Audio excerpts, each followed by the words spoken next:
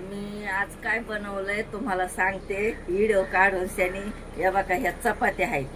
ह्या चपात्या मी तळल्या आणि त्याचा भुगा केला आणि या बघा हे लाडू बनवले. या बघा याला खजूर लावली आणि तीळ लावले. असे कोण खात नाही तर लाडू आपलं हे चपात्या शिळ्या चपात्या राहिलेल्या फेकून नका देऊ. काहीतरी त्याचा उपयोग करा आणि म्हणजे आपल्या पोटात जाते. कारण का मेहनत केल्याशिवाय भेटत नाही. तुम्ही एका जागेवर बसा बरं, एवढी सुद्धा तुम्हाला चपाती किंवा काय कुठलंच अनाज तुम्हाला भेटणार नाही. तर हे बघा मी याच्यामध्ये तीळ लावलेत, थोडे शेंगदाणे टाकलेत. मिक्सरचं भांडच तुटून गेलं माझ्याकडून. त्याने ह्या चपात्याचे मी लाडू बनवलेत.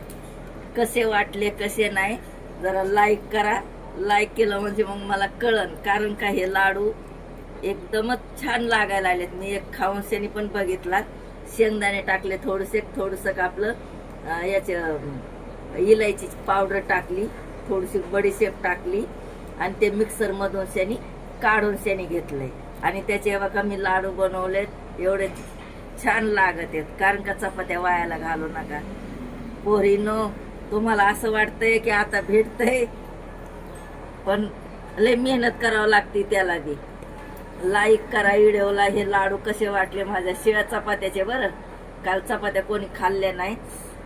आम्ही परसात जेवायला गेलतो गणपती बाप्पाचा, तर चपात्या उरल्या त्या बघा या लाडू केले. कसे वाटले तुम्ही कमेंट करा म्हणजे मग मला कळत.